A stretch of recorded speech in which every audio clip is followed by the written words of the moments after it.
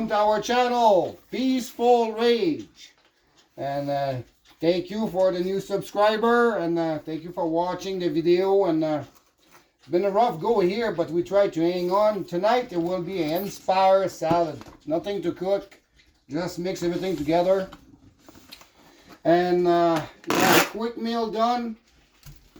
What we're going to talk about tonight, again, another aspect of our PTSD. One of the latest one. Last time when Lisa has been hospitalized for mental health in last July. And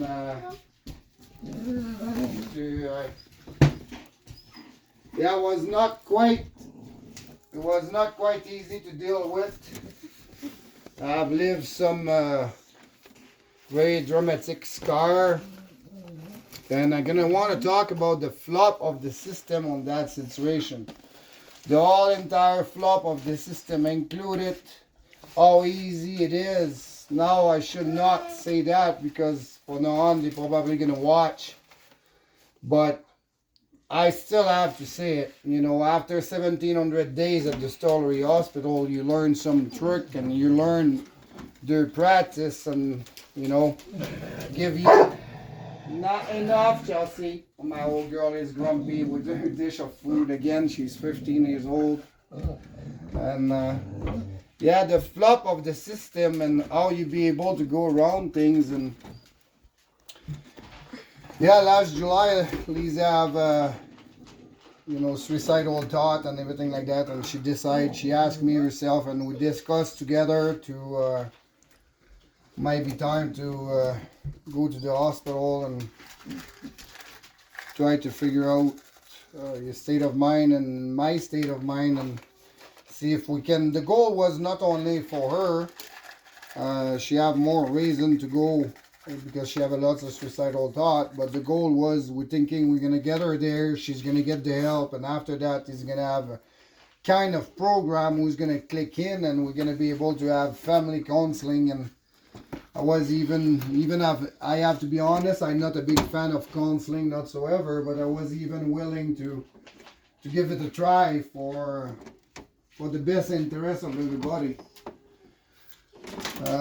But the thing hasn't quite turned out like was expecting. Right away at the triage, the thing hasn't went as well than was expecting. Of course, they asked some question, and you try to be honest more than possible. And the consummation of cannabis have come on the discussion to due to, you know, pain issue, and she be able to get off of you know, butane patch to the dose was very high, and for body pain and pain in your spine and all that stuff, then she be able to come off of this. And of course, on the medical side of things, you always have the controversy around the use of cannabis for medical purposes and other underlying condition. And right away, you know, the focus was already put on, yeah, hey, Chelsea, you have your bit to say. She's agree with that. And already the focus was more on the consumption of cannabis right from the get-go, and no interest to try to understand the full situation. To right directly at the merge, I was trying to explain to the doctor and things like that, but you can already tell the interest was not there whatsoever, and the focus was more again on the consumption of cannabis than anything else. And you know, don't get me wrong, I do understand the psychosis and, you know, the risk of paranoia and all that stuff. I completely understand that. Not born yesterday. I deal with quite a few mid-school situations in my life, so I can completely understand the language of the doctor. And yes, I do understand the symptom and all that stuff, but that's not the point. To maybe have some part of it, but I mean the major part of Lisa's health and my state of mind, it's what the system have put us through. And we was trying to, you know, every time you face those kind of situation, people want to know what you have changed in your situation in the last week or two, and that's it, what they want to focus on. But unfortunately, it's not what the case is, not so ever. The story between me and Lisa went down 15 years, is 15 years of trauma, and you know, we have some of very good moments, and to, you know, you're never going to be able to forget. But I mean, basically we fight against the system for all kind of stuff. For my daughter needs at the beginning was for a right of living, and after that another battle have happened when my son get born, and bring my daughter whatever, and try to get, Lisa was fighting to try to get help for her mom. I was fighting for the right to see my kid in Quebec, and it was, you know, all situation to all those mid-school professional who have worked with us was aware for years and years and years. We have talked about that over and over and over, tried to find a solution to find Lisa's mother the proper help she was needed, because after all, she's still a family member. But it was always the same kind of discussion. Oh, you guys have to get rid of her, she need to get out of here, and blah blah blah, and you know, don't give us, I'll call this, I'll call there, and try to call those places and wait forever, and people tell us they cannot really help us. She need to get the help she need on her own, and it was just a vicious circle, was keep going. And finally, after, you know, multiple, it doesn't end the situation we have. You know, the situation at the hospital with my daughter, to the charting has never been done properly, and, you know, more focusing on our state of mind and focusing on the actual mid-school situation was happening directly at the time. Those things always has been in yard, and after, well, multiple other health issues to Lisa face, cancer and brain bleed and all that stuff too. Yes, she enrolled in the psychiatric unit at the U of A, and I live her, she was at the merge, and they finally get her to the psychiatric unit in the U of A hospital. And some stuff have happened to, you know, she get her phone removed because I noticed, well, long story short, she lose her access to her phone to she was supposed to regain the next day. Then I went there and tried to have a talk with the doctor and all that stuff. I tried to explain her all the underlying condition Lisa was have in the past, tried to give them more information than possible for they be able to help her the best they could, and finally down the line be able to get my family all the help we need to get through that terrible circle we are in for a very long time. That was the goal of all this. But of course, when the doctor is going to show up, it's too bad it doesn't have reading glasses, because I will be able to act it up. You know, that like smart lady, and, you know, with the glasses on tip of her nose with a few sheet of paper in her hand. Right away I can tell it's not my wife file, or if it is, it's basically only the report she get from the ER the night before. And I can already see her attitude. Try to start explain her some situation, and she basically look at the sheet of paper she just picked up at the front desk when she walk in. I've been around those places quite a bit, and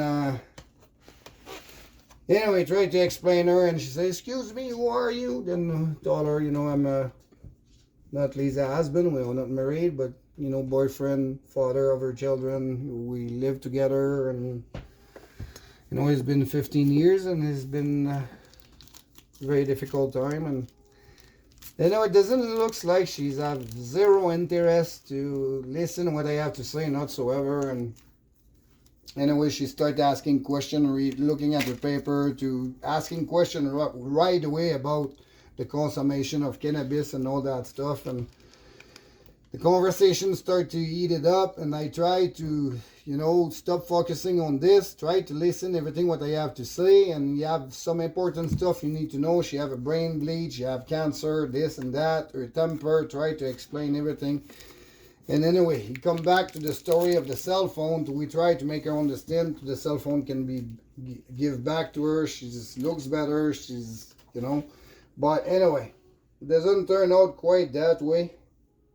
I can feel the tension increasing. It was an argument. I have told that on the previous video. The tension was mounting and mounting and mounting and mounting.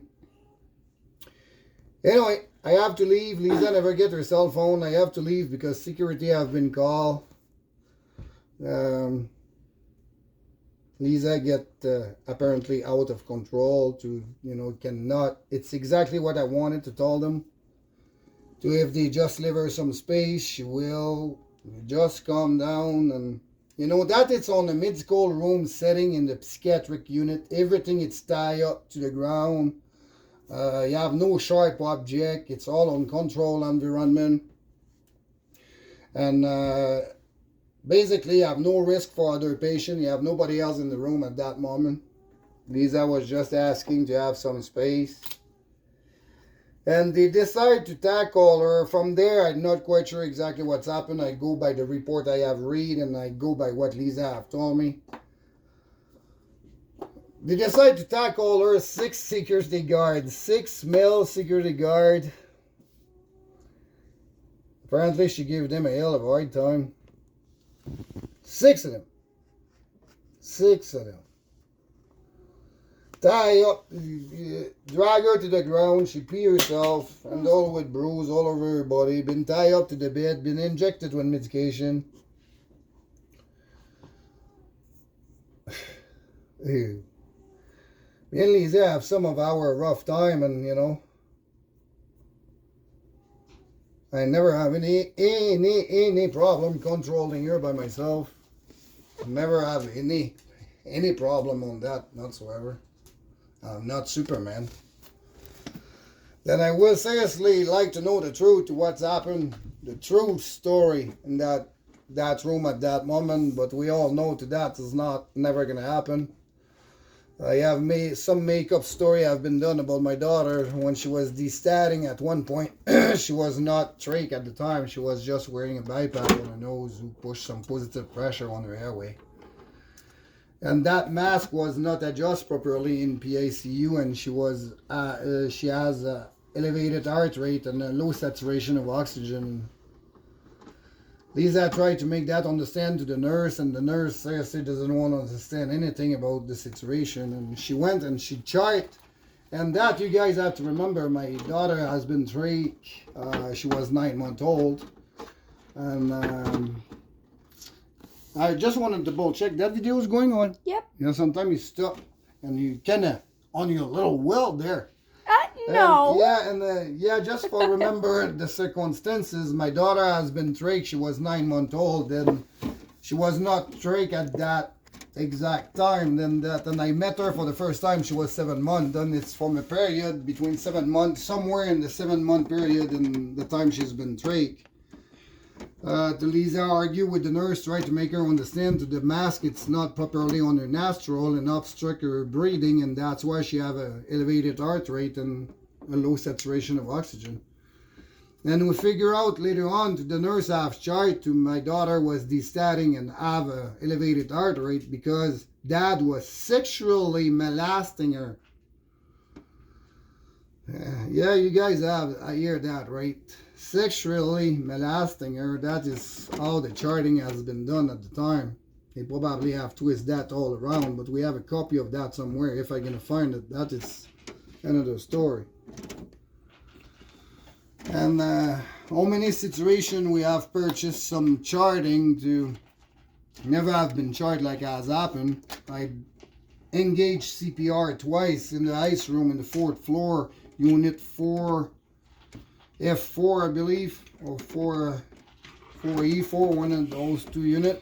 I engaged CPR twice on those units myself. On then, don't try to find the charting of that. Nowhere you won't. And anyway, to go back to Lisa's story where I was, and story like that, it's on and on and on. I'm not going to talk about the one when they test her. And oh, you're still fidgety. What's wrong? Nothing. No. Anyway. the one they request a HIV test on my daughter. I'm not gonna go there tonight because I want to finish Lisa's story. Yeah, I left the hospital. She's been tackled. She have pains. She has been tied up to the bed. She has been injected with the medication. She never find out what exactly it was. And all this without consulting her file, without taking consideration to she's been followed very closely by a neurologist due to a very rare brain bleed she get. They never quite figure out what have caused it, and she almost died from it. They ignore all those facts. And the next day, I knew right away, the next day when it's going to be the time to go see Lisa's back, it's not going to be as easy, because right now you have a conflict have happened, you have argument have happened between me and the doctor, and the confrontation between 6 security guard and Lisa. Then I knew right away they're going to split us up at this point on to try to figure out a little bit more what was happening. Then I already have that all planified. I know how the system works since COVID. They have the triage at the entrance of the hospital. You have to give them the reason why you go there. And they call the unit, and the unit decide if you're allowed to go up or not. Then I already knew those process from previous experience. I have past 1,700 days there. Then I knew you have some medication remaining at the hospital for my daughter in the pharmacy at the Roxelle Center in the 1st floor of the stollery. When Lisa, it's on the 4th floor of the stollery. And I also have bring an old piece of equipment with me to I should not say all that stuff, but whatever. To belong to home nutrition, to we don't use with Anna. Then I put that on my pocket, and I said to get ready, because I knew exactly what is going to happen when I'm going to show up at the triage, and told them I want to go see my wife on the 4th floor. They're going to call, and I'm going to be denied access. I already knew that. Then my plan was already made, be able to bypass the first security step. Did you see my face on that? Yeah. The first security step, I already have my plan to go there. Then I show up there, and they ask me, sir, what are you coming here for today? Well, I said, I come here for 3 things right off the bat. I said, the first thing I come here, my wife is on the 4th floor in the psychiatric unit, and I come for a visit. I said, second thing, I have some of my daughter medication remaining at the pharmacy downstairs, so I have to go.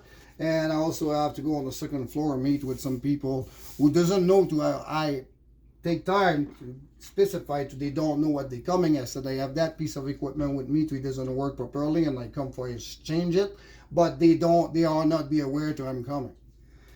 Then the lady was already very confused right there with everything what I have to say. Then she called the 4th floor, the psychiatric unit, and she said, oh, I have Lisa Lowen's husband here, and he come for see his wife, and well, he's not quite allowed to come right now.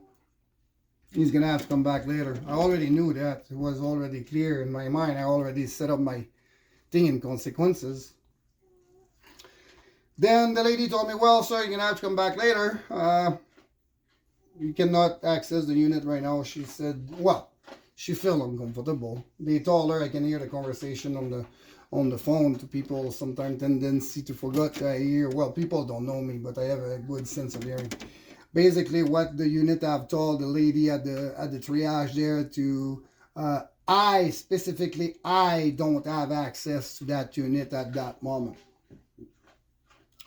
Then I said, okay. Then she looked at me like, well, you need to go back home and come back later. I said, no, I told you I need to go get my daughter medication at the Roxelle Center downstairs, and I need to go to the 2nd floor, meet with Home Nutrition. They are not aware that I'm coming. And no point for you to call. I can give you their phone number if you want. I have it right here. They know me. And the lady right away, she doesn't know what to do. Okay, then have a good day, and sorry to know about your wife, and if the thing is going to get better. Thank you, madam. Have a great day. Nice to see you. I passed 1,700 days here, and Then I'm free to go for the first step. Now I still doesn't go get my daughter medication yet, because in case I get caught by the security somewhere, doesn't want to walk around with my meds, my bag of meds, and said, okay, you get your meds now, you can go out the door. I keep that in case of second emergency. Like, you need to be like, how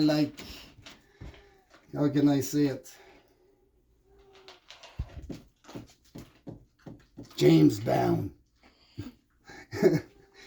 to be like James Bond sometime on those places. And okay, now don't have access to the psychiatric unit. They don't want to let me in. Then I start thinking, okay, you have a few social workers here to know me very good. I have a good relation with them. They are fine. And go to the 4F4 unit, go around, try to meet social worker, cannot see anyone I know. Then I say, hey, do you know where I can find that social worker? I'm not going to mention the name, not right now, because it doesn't want anybody to get in trouble. And no, she's not here, but, oh, okay then. I said, do you know where this one is? She said, yeah, but I'm not sure if she's here today, but I can bring you to the office. And then they bring me to the office there. Well, she's not there, but the two other social workers, I start talking about them sharing the information to how many times we have passed here, 1,700 days, and that social worker know me very good, and that social worker have done that for us, so we know them very good, and I start talking. Don't know if this is my French accent or not, but yeah, I've worked damn great. All of a sudden, I have the phone number of the social worker on the unit where Lisa is. I have the phone number of the manager of the unit where Lisa is, and the phone number of the nurse who take care, how to join the nurse who take care of them then. Then it start very good. And even the social worker, the two different social workers leave us a message on the voice box of the social worker, on the voice box of the unit manager, and she contacted the nurse. The nurse said they cannot give any information. She said the nurse in charge said she's going to pass the message to the manager and the social worker on charge. Then that it's only in the first 15 minutes. Then I called back the unit. I get the unit social worker, and I said I would like to meet with the manager of the unit on the outside. And they say, oh, you are inside the hospital? I said, yeah, I'm inside the hospital. How do you pass the security? Well, that doesn't matter. I have other stuff to deal with here. And anyway, I'm sit right across the door. I can see the security guard. And sometimes I can see Lisa pass by. She wave at me like, how come you don't come in? Or long story short, basically they stop us to talk. We're just blocked by a door. We can see each other, but I cannot get in there. Crazy. They told me the manager is going to be there in 15 minutes. I'm sitting in the chair in the hallway there, thinking about all the 1,700 days we passed there and how dumb they are sometimes. They think they have control on things, but seriously, they seriously don't have it. Can go in and out that building as I want. That's a true story. And anyway, what I was saying, PTSD is kicking in a little bit here. And yeah, in about 15-20 minutes, the social worker told me, well, the manager is going to be there soon to meet you in 20 minutes. And I wait 20 minutes. I give them some chance. I call them back after half an hour. I say, hey, look, I'm sitting out there. She told me she's going to be here in half an hour. Well, she have an extra meeting, some stuff to deal with. And she's going to be there soon. Wait and wait and wait. Doesn't show up. Another half an hour passed. That has been more than an hour now. Anyway, with all those situation, the reason the social worker gave me to why the manager was not coming see me was not making sense to me whatsoever. But anyway, I keep leaving message on the voice box of the manager of the unit, and after a while she get tired because I was going back see the social worker. The social worker was trying to call her again, and she received a massive amount of phone call in a very short period of time. Then she finally called me on my cell phone, and I finally make her understand if you find a window somewhere and you look outside the unit, I'm sit right about 40 feet of the door of the unit there for about 2 hours and a half waiting for you. I said, oh, nobody let me know that. I said, oh no, I get lots of answer to you've been aware, but you always have a big thing, and apparently you've been leaving the message to let me know that you're going to be out soon. That started good, eh? Even the manager of the unit's not aware of their lie. And that is the university hospital. Yeah, but anyway, when she finally come out, she was seriously wondering who I was, because the amount of phone calls she has received on a short period of time was quite amazing. But I said I know a lot of people. I spend a lot of time here. And I kind of very, very, very, very concerned about the state of my wife right now. And anyway, I give her a big report of the situation to the doctor, having your some fact, and she was not quite happy about this, not at all. And she was even less happy when she found out I was recording the whole situation, the whole conversation. Well, then she was not happy. And yeah, plus all the, and Lisa have went back to the hospital since for mental health twice, and she has been turned around. And the original hospitalization was supposed to be a 30 days automatic for suicidal attempt. When they did what they did to Lisa, Lisa put a complaint on. Then they moved the automatic hospitalization under Mental Health Act. They removed the Mental Health Act. Then now she's been put there under voluntary hospitalization. Then they be able to cancel their they be able to my daughter start to be vegetarian. I'm gonna try to make it short, but anyway, we all know to when they won't make a story on their own way for protect their own self, they're all good at doing it. But you have other story behind it. There are lots of medical professional, nurse, doctor, psychologist, therapist, social worker. They know lots of things is wrong in there. They very know it. Some abuse of power, some nurse from home care to the abuse of racism and intimidation and abuse of power. And everybody knows it. But why, when it's time to actually talk about this, they don't want to do it? And why some nurse and some doctor told us they don't do it? Because they are afraid. Afraid of what? That is the big question. Afraid of what? And why you push? Why some medical professional, they are feel obligated to report the thing not quite like they have happened? Because they've been taught to don't report anything what you can be incriminate them or anything who can put them on the conflict of interest. They've been taught that way. That is my own personal opinion. And have a good night, guys. Thank you for subscribing to our channel, and please share all that stuff and talk about what you know. You know, sometimes the life of people can depend on it, even if it doesn't have a direct effect. Like for people like us who deal with the system for 15 years, it can make a big difference at the end, because it's not all the truth what has been reported out there. Thank you, guys, and be careful.